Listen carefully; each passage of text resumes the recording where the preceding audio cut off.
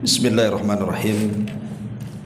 Bihamdillahi wassalatu wassalamu ala rasulillah wa ala alihi wa sahbihi wa mawalah wa la hawla wa la quwata illa billahi wa ba'du. Hadirin dan hadirat yang dimuliakan Allah subhanahu wa ta'ala, tadi kita sudah menjelaskan tentang dua ibadah mulia di bulan Ramadan, puasa dan juga salat tarawih. Kita tahu bahwa Ramadan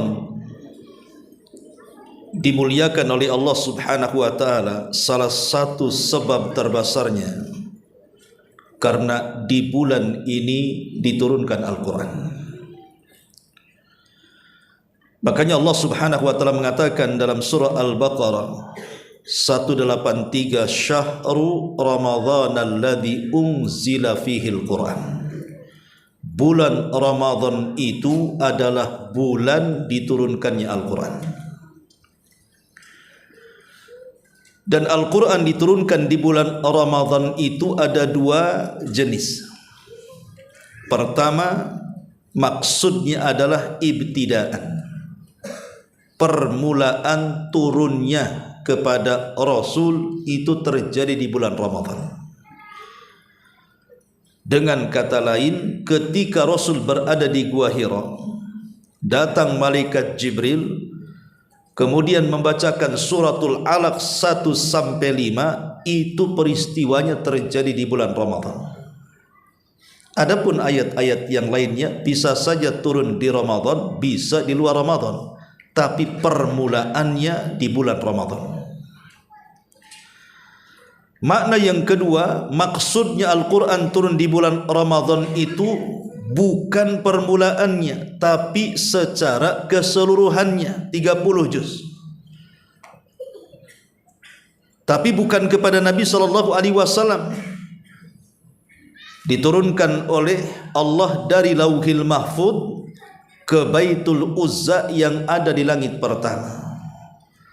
Itulah yang dikatakan di dalam Al-Quran, Inna anzalnahu fi lailatul qadr. Sesungguhnya kami turunkan Al-Quran itu di malam Lailatul Qadar.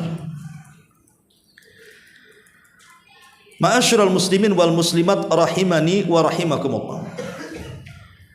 Jadi yang menjadikan kemuliaan bulan Ramadan bertambah-tambah kepada kita kaum muslimin itu dikarenakan memang bulan Ramadan adalah bulannya diturunkan Quran.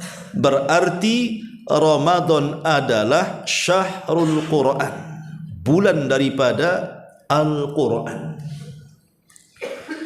Kalau kita sudah tahu bahwa Ramadan adalah bulannya Al-Quran, berarti amalan yang ketiga setelah puasa kemudian tarawih, memperbanyak baca Quran. Bahkan puasa dan Al-Quran itu kelak pada hari kiamat akan datang kepada Allah, dan dua-duanya akan memberikan syafaat kepada kita. Puasa akan datang kepada Allah dan mengatakan, Ya Rabb, mana'tuhu ta'ama wasyaraba wasyahwa fasyafi'ni fi. Kata puasa, ya Allah, gara-gara aku dia tahan laparnya, gara-gara aku dia tahan hausnya, dan gara-gara aku dia tahan syahwatnya, berikan syafaat kepadanya ya Rabb. Begitu juga Al-Quran akan mengatakan di hadapan Allah. Dia mengatakan, gara-gara aku ya Rabb, mana'tuhu naumal lail. Gara-gara aku dia tidak tidur malam, dia membaca Quran sepanjang malam, maka berikan syafaat kepadanya. Maka di bulan Ramadan, khususnya para talabatul ilmi, jangan sia-siakan, perbanyak baca Quran. Dan ingat, manusia dengan Al-Quran di bulan Ramadan itu ditinjau dari kuantitas bukan kualitas. Apa maknanya kuantitas bukan kualitas? Yang dianjurkan di bulan Ramadan itu bukan mempelajari tafsir. Tidak perlu kita menggali makna daripada Al-Quran itu apa, karena ini bulan Quran yang sangat dianjurkan adalah membaca sebanyak-banyaknya. Kalau bisa sebulan itu bisa sekali 2 kali khatam itu luar biasa. Karena kalau kita lihat Nabi SAW di bulan Ramadan dengan Quran itu setiap malam Rasul membaca Quran murajaah bersama Jibril. Sampai dijelaskan dalam sebuah hadis, Jibril itu turun setiap malam di bulan Ramadan menemui Rasul kemudian bermurajaah bersama Nabi. Kadang Rasul yang membaca, Jibril yang dengar, kadang-kadang Jibril yang membaca, Rasul yang dengar. Selama Ramadan. Ini perhatian Jibril kepada Nabi SAW tadarus setiap malam di bulan Ramadan, menunjukkan bahwa Rasul itu punya perhatian dengan Quran. Begitu juga para sahabat Nabi. Tidak ada satu malam yang mereka lewatkan kecuali mereka membaca Quran. Sampai-sampai Madinah itu seperti suara tawon keluar dari mereka, rumah-rumah, masjid-masjid itu penuh dengan orang yang membaca Quran. Maka Ramadan jadikan bulan Quran. Imam Syafi'i dijelaskan oleh muridnya Sulaiman ibn Rabi, idza dakhala Ramadan, apabila Imam Syafi'i masuk di bulan Ramadan, yakhtimu fi Ramadan 60 khatmatan. Imam Syafi'i kalau masuk bulan Ramadan dia hatamkan Quran 60 kali. Berarti siang 1 kali, malam 1 kali kan? Kalau kita siang 1 ayat, malam 1 ayat, 60 ayat lah. Itu kalau kita. Imam Syafi'i 1 kali hatam siangnya, 1 kali hatam malamnya. Makanya lewat Ramadan 60 kali hatam. Imam Bukhari dia hatamkan kalau siang 1 kali, kalau malam habis tarawih 3 malam 1 kali. Itu Imam Bukhari. Bahkan Imam Malik kalau datang masuk Ramadan tidak ada daras. Daras hadis ditutup. Dia pun mengambil mushafnya padahal dia hafal Quran tuh. Tapi dia tetap membaca Quran dari mushafnya supaya tidak terganggu dan terjadi konsentrasi di sini. Kalau antum baca Quran dari handphone nggak akan jalan. Pasti baru baca seayat 2 ayat masuk WA, ayatnya bersambung ke WA biasanya. Ya kan? Nanti lebih lama tuh WA-an. Rupanya dalam WA cepat balik, enggak jadi baca Quran balik dia. Karena isi WA-nya sudah balik. Ya. Tapi kalau di mushaf mau WA ke mushaf macam mana caranya? Di mushaf itu tidak ada program Facebook, tidak ada program YouTube, ya itu memang murni Al-Quran. Makanya Imam Malik mengajarkan kalau datang bulan Ramadan ambil mushaf, jangan pakai handphone supaya konsentrasi. Begitu juga para ulama yang lainnya. Kan manusia dengan Quran itu kan ada 3 kelompok ya. Pertama ada orang yang lancar baca Qurannya. Saya yakin para talabatul ilmi antum ini pasti lancar baca Qurannya karena memang terbiasa baca Quran. Yang kedua ada orang yang tertatih-tatih, boleh jadi baru belajar. Yang ketiga boleh jadi ada orang yang dengan Quran tak bunyi karena tak bisa baca. Maka kalau antum dianugerahkan mampu lancar membaca Quran, maka utamakan kuantitasnya, perbanyak baca, kejar hataman. Tentu dengan cara tartil. Kejar hataman. Kalau bisa Ramadan ini 3-4 kali hatam. Bagi yang tidak lancar baca Qurannya, tetap baca, tidak usah pikir mau hatam, baca aja belum benar, pikir mau hatam pula, baca saja. Karena orang yang tertatih-tatih dalam membaca Quran, kata Rasul, walladzi yatata'u fihi lahu ajran, siapapun yang membaca walaupun tertatih-tatih tetap dapat 2 pahala, pahala baca Qurannya dan pahala ijtihad ketika baca Qurannya, tetap dapat 2 pahala. Yang tak bunyi karena tak bisa baca Quran, cukup dengar, beli kaset, atau mungkin sekarang kan bisa dari handphone. Dengarkan tuh, saya Sudes atau saya siapa kan, dari awal sampai akhir. Nanti selesai dengarkan lagi dari awal sampai akhir. Karena Rasul pun terkadang rindu mendengarkan bacaan Quran. Satu hari dia memanggil Abdullah ibn Mas'ud dan mengatakan, bacakan kepadaku Quran wahai Ibnu Mas'ud. Kata Ibnu Mas'ud, ya Rasulullah, Quran lo turun kepadamu, ngapain aku baca untukmu? Kata Rasul, baca saja. Akhirnya dia baca surah An-Nisa. Rasul rindu membaca dan mendengarkan. Dan anehnya kalau kita melihat di zaman dulu prioritas Al-Quran itu nomor satu. Apabila Nabi SAW mengutus sebuah pasukan perang, maka Rasul tidak akan pernah bertanya kepada orang yang akan memimpin pasukan itu, apakah engkau bisa bela diri, engkau bisa silat, engkau pandai cimande. Tidak akan bertanya soal masalah bela diri. Kau bisa apa? Memanah, menombak, berkuda. Bukan itu pertanyaan yang pertama bagi siapapun yang akan memimpin perang. Tapi yang pertama pertanyaan Rasul, kam hafidtum min kitabillah, berapa banyak surat yang kau hafal? Itu pertanyaan pertama tuh. Nanti sahabat mengatakan hafidtu surata kadza wa kadza, aku hafal surat ini dan itu. Yang lain mengatakan hafidtu surata kadza wa kadza. Maka kata Nabi SAW kepada yang paling banyak hafalannya, anta imamuhum, kau jadi imamnya. Lihat, yang hafalan terbanyak jadi imam perang. Karena zaman dulu imam perang juga imam salat. Sampai ada satu kasus, ada seseorang yang dipilih oleh Rasul karena banyak hafalannya, tapi ketika jadi imam kulhu terus setiap rakaatnya. Jadi sahabatnya mengatakan, ya fulan, kau dipilih Rasul itu supaya bacaan Qur'annya panjang, asik kulhu aja kau baca, nanti kami laporkan kepada Nabi. Kata orang ini, terserah, kalau kau mau jadi makmumku ya silahkan, kau mau sholat sendirian tidak masalah katanya. Mereka enggak berani karena siapapun yang sudah diangkat menjadi imam harus ditaati. Sampai menang perang, pulang, lapor mereka kepada Nabi. Rasul, itu imam yang kau angkat menjadi imam perang dan imam solat. Kalau perang okelah, tapi kalau solat kenapa kulhu terus dia baca tuh? Akhirnya kemudian dipanggil oleh Rasul, betul kau kalau solat baca kulhu terus? Kata sahabat ini, betul wahai Rasul. Kenapa kau lakukan? Dia mengatakan, li'annaha sifatur rahman, karena dalam kulhu itu ada sifat Allah, ahad, somad, lam yalid, walam yulad, dan begitu seterusnya.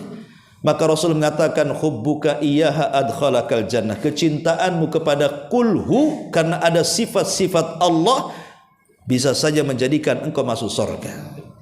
Tapi jangan dijadikan dalil. Sahabat ini asyik kulhu aja kalau tarawih. Nih lihat ya, sahabat ini kulhu terus nih setiap rakaatnya. Sahabat ini tahu apa arti kulhu. Kita ini tidak paham, yang tahunya itu surat paling pendek dalam Quran. Ya. Makanya di sini ikhwatu fillah muliakan Allah Azza wa Jalla, jadikanlah Quran ini sebagai tempat, atau kita berikan tempat khusus di bulan Ramadan. Jangan sampai datang bulan Quran kita pula tidak membaca Quran. Na'udzubillah. Ini yang ketiga. Yang keempat, ya, ibadah yang tak kalah penting di bulan Ramadan adalah bersedekah. Aisyah Ummul Mukminin radhiyallahu an sampai mengatakan, kana Nabi sallallahu alaihi wasallam ajwadun nas wa ajwadu ma yakunu fi Ramadan hina yalqahu Jibril. Aisyah bercerita, Nabi itu manusia yang paling dermawan di luar Ramadan, tapi kalau sudah datang Ramadan makin parah lagi kedermawanannya. Jangan pula senyum ke pagar, senyum ke tembok, ya. Senyum ya ke orang, nanti disangka gila pula, ya. Jadi bagi yang tidak bisa pakai materi, ya non materi, senyum, berkata-kata santun, membantu orang dengan tenaga, mengajak orang kepada kebaikan, mencegah orang dari kemungkaran, dan begitu seterusnya. Walaupun tentunya dengan materi jauh lebih baik sedekah di bulan Ramadan. Dan tingkatan sedekah dengan materi di bulan Ramadan itu ada 3 tingkatan. Yang paling afdal, memberi makan orang yang puasa. Jadi antum yang dilebihkan rizkinya di bulan Ramadan, maka prioritaskan sedekah yang paling baik ini. Kasih makan orang yang sedang puasa. Jangan siang-siang kasih makannya, nanti batal puasanya. Ketika menjelang berbuka tuh, alhamdulillah. Coba di sini di Ibadur Rahman saja kan ada buka bersama nih. Hantar tuh makanan sebanyak-banyaknya ke Ibadur Rahman sini. Kalau bisa yang enak, yang bergizi, yang selalu dirindukan setiap orang yang berpuasa. Jangan makanan biasa. Kalau aqua gelas di mana-mana banyak kan gitu. Ya. Kalau bisa itu minuman itu kayak pelangi, ada yang merah, ada yang kuning, ada yang hijau, nampak saja udah ngelak orang puasa itu. Kalau bisa makanan yang enak, rendang, opor, itu mantap. Kan itu dicari orang itu. Kan itu. Goreng bakwan, ini lagi goreng bakwan. Goreng tahu lagi, itu pun yang 2 hari dihangetin. Aduh, ya. Jadi kalau bisa itu kasih makan orang yang berpuasa. Kata Nabi SAW, man fattara sa'iman kana lahu mithla ajri sa'imin la yanqusu min ajrihi syai'un. Siapapun yang memberi makan orang yang berpuasa, maka dia dapat pahala yang semisal dengan orang yang berpuasa tanpa mengurangi pahala dia yang berpuasa sedikit pun. Maka ini yang pertama, kasih iftar, kasih makan. Kalau perlu antum ajak ke rumah. Ya, kalau perlu ajak ke rumah. Abdullah ibn Umar tidak akan iftar kecuali ada orang miskin bersamanya. Begitu para sahabat. Bahkan ada seorang salafun saleh itu, setiap dia iftar dia bawa 50 orang makan di rumahnya. Karena dia tidak mau iftar sendirian. Bayangkan kalau kita ngasih makan iftar, kasih minum iftar, 10 orang makanan kita dan minuman kita dimakan dan diminum mereka, maka seolah-olah kita puasa selama 10 hari padahal tidak puasa. Kenapa? Karena dapat pahala mereka. Ini amalan sedekah yang paling afdol di bulan Ramadan adalah kasih makan orang puasa. Yang kedua, kasih makan orang sahur. Kasih makan orang sahur. Caranya gimana? Kan budaya di negeri kita alhamdulillah ada budaya baik. Kalau 10 akhir Ramadan kan biasanya ada orang itikaf tuh. Datang kepada panitia. Pak, saya titip uang 1 juta, belikan gulai kambing, ini sahur aku yang jamin. Kasih tahu orang yang i'tikaf sudah ada makanan. Mantap tuh. Ya. Kemudian yang ketiga, kalau kita sudah memberi makan orang yang berpuasa, ngasih makan orang yang sahur, maka tingkatan yang ketiga barulah kita memberi makan fuqara wal masakin. Boleh jadi mungkin ke pembangunan masjid, pesantren, panti-panti asuhan yang semacamnya. Begitulah prioritas sedekah di bulan Ramadan itu. Makmurkan Ramadan dengan sedekah. Ini juga salah satu ibadah yang keempat yang sangat dianjurkan. Kemudian yang kelima, Ramadan ini adalah ibadah. Ramadan ini adalah momen mustajab doa, ikhwan. Momennya orang itu kalau berdoa pasti mustajab, baik siangnya ataupun malamnya. Makanya kalau kita lihat ayat 180 berapa itu? 85 ke berapa? Tentang wa idza sa'alaka ibadi anni fa inni qarib ujibu da'watad da'i idza da'an falyastajibu li wal yu'minu bila allahum yarshudun. Apabila hamba-hambaku bertanya soal aku, katakan aku dekat, kata Allah. Akulah yang akan mengijabah setiap doa yang berdoa kepada aku, maka berimanlah kepada aku, niscaya aku akan berikan petunjuk kepada kalian. Ayat tentang pengabulan doa ini terapit di antara ayat-ayat Ramadan. Sebelumnya Allah mengatakan syahrul Ramadan alladzi unzila fihil Quran. Kemudian ayat wa idza sa'alaka ibadi, ayat tentang pengabulan doa. Kemudian uhilla lakum lailatas siyam. Berarti ayat pengabulan doa itu terjepit di antara ayat-ayat Ramadan. Apa maknanya? Kata ulama tafsir, doa di luar Ramadan mustajab, tapi doa dalam Ramadan lebih mustajab. Allah dekat dengan hambanya di luar Ramadan, tapi di bulan Ramadan jauh lebih dekat lagi. Maka karena Ramadan momen Allah lebih dekat dengan kita, Allah mudah mengabulkan doa-doa kita. Jangan remehkan doa di bulan Ramadan, terutama di 3 tempat. Pertama, indal iftar, saat menjelang berbuka, itu waktu mustajab. Kata Nabi SAW, thalathu da'awatin mustajabah. Ada 3 orang yang kalau berdoa pasti mustajab. Pertama, dakwatul madlum, doa orang yang didolimi. Yang kedua, dakwatul walid ala waladihi, doa orang tua kepada anak. Dan yang ketiga, dakwatul saim inda fitri, doa orang yang berpuasa saat berpuasa. Tapi sayang, harusnya orang-orang di jam-jam mendekati berbuka itu harusnya sudah rapi menghadap kiblat, mengangkat kedua tangan, kemudian mengatakan Allahumma a'tik riqabana minan nar, ya Allah merdekakan aku dari api neraka. Kemana mereka jam-jam segitu coba? Umumnya masyarakat justru jam-jam segitu sedang berjubel di pasar kaget tuh. Sedang milih kue lapis, kue ini, kue itu. Berjubelnya itu pasar kaget biasanya dari jam 5 sampai setengah 6 tuh. Bahkan ada pasar-pasar di Batam ini kalau sudah masuk banyaknya luar biasa. Itu jam-jam berdoa, ngapain di situ berjubel coba?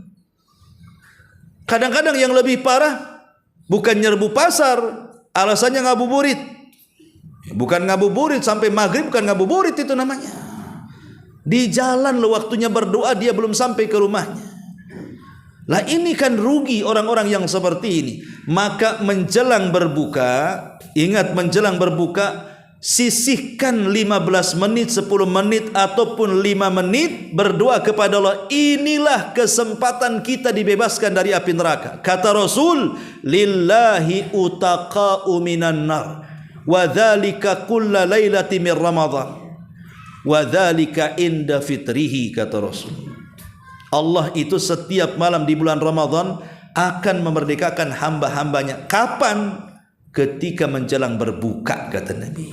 Minta kepada Allah, antum para santri, minta kepada Allah, ya Allah merdekakan saya, ibu saya, orang tua saya, bapak saya dan saudara-saudara saya dari api neraka. Gitu doanya. Di situ kesempatan kita ini supaya diampuni dosa-dosa kita dan dibebaskan dari api neraka. Jangan disibukkan dengan perkara kapan azan, kapan azan. Apalagi orang awam, jam-jam segitu remote TV tidak lepas cari channel yang cepat azan biasanya. Oh, Jakarta ini agak cepat nih kalau channel Jakarta ini, karena dengan Batam beda setengah jam. Ikut azan Jakarta, coba kan. Ini kan gimana orang kayak gini nih, ya. Ma'asyiral muslimin yang dimuliakan, ini yang pertama. Yang kedua, waktu yang mustajab juga sulusul lailil akhir, sepertiga malam akhir. Itu waktu mustajab, Allah turun itu. Kalau di luar Ramadan Allah turun dan mengatakan man yad'uni fa astajibalah wa man yas'aluni fa utiya wa man yastaghfiruni fa aghfirlah. Siapa yang berdoa ku kabulkan, siapa yang minta ku kasih, siapa yang minta ampun ku ampuni. Apalagi di bulan Ramadan. Dan saya yakin di bulan Ramadan semua orang pasti bangun di sepertiga malam, karena yang tidur saja diteriak-teriaki bangun, sahur, sahur, kan itu ya. Gimana nggak bangun? Ya, nggak mempan dengan sahur, obrok-obrok datang. Oh, di kota tuh, ya, nggak tahu di Batam nggak ada obrok-obroknya. Apa obrok-obrok di sini tuh? Biasanya keliling-keliling pakai musik, pakai ini. Zaman dulu hati-hati sandal hilang tuh. Ya.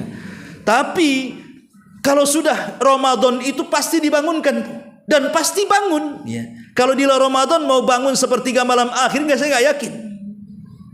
Apalagi musim hujan dingin-dingin empuk, mau bangun 2:30 dari Hong Kong kan itu. Kalau Ramadan itu dipastikan bangun, karena itu waktu sahur itu. Lah karena waktu sahur adalah sepertiga malam akhir, jangan kemudian hanya menitik beratkan kepada sahurnya saja. Sisihkanlah 10 menit untuk tahajud dulu, kemudian berdoa 5 menitnya, keminta kepada Allah. Kemudian yang terakhir, lah ini juga ibadah tak kalah pentingnya ikhwatu fiddin di bulan Ramadan adalah memperbanyak doa. Apalagi ini yang paling hebat, jangan meninggalkan i'tikaf, khusus para thalabatul ilmi. Karena kalau sudah i'tikaf umumnya kan dilakukan di 10 akhir Ramadan itu. Disitulah puncak daripada Ramadan. Puncak Ramadan itu di 10 akhir Ramadan, bukan di awal. Sangat disayangkan masyarakat kita ini diporsir di awal Ramadan, akhirnya futur di akhir Ramadan. Kalau Ramadan boleh kita bagi 3, 1 sampai tanggal 10 dalam sepak bola itu disebut babak penyisihan itu. Semua peserta hadir dari kesebelasan. Kan begitu? Semua masjid tidak ada yang kosong, karena semua terlibat. Mau anak kecil, mau orang remaja, mau orang dewasa, mau orang tua, laki-laki, perempuan yang hamil, yang bawa anak, semua tumpluk ke masjid. Kalau masjid itu ada 10 tingkat, 10-10-nya itu penuh. Kalau di awal. 1 sampai tanggal 10 masih ramai lah, tempat sandal pun masih bisa untuk sholat. Tapi kalau 10 tengah dari tanggal 10 sampai tanggal 20, ini namanya semifinal. Mulai runtuh satu-satu, mulai meninggalkan masjid, ada kemajuan, makin maju safnya, ya kan? Makin hilang, yang tadinya di tingkat 2 makin turun ke bawah, yang tadinya di tempat sandal masuk ke teras. Kemana orang ini? Nanti puncaknya, finalnya itu di 10 akhir Ramadan, hilang orang tuh. Padahal disitulah puncak Ramadan. Puncak Ramadan itu asyrul awakhir. Kata Nabi SAW, digambarkan oleh Aisyah radhiyallahu anha, kana Nabi SAW shadda mi'zarahu wa aiqadha ahlah. Rasul itu kalau 10 akhir Ramadan itu dikencangkan tuh yang namanya sarung, maknanya ditinggalkan keluarganya, difokuskan tahannut takhalli dengan Allah Subhanahu wa taala. Kenapa? Karena di situ ada malam Lailatul Qadar. Dikejar oleh Nabi.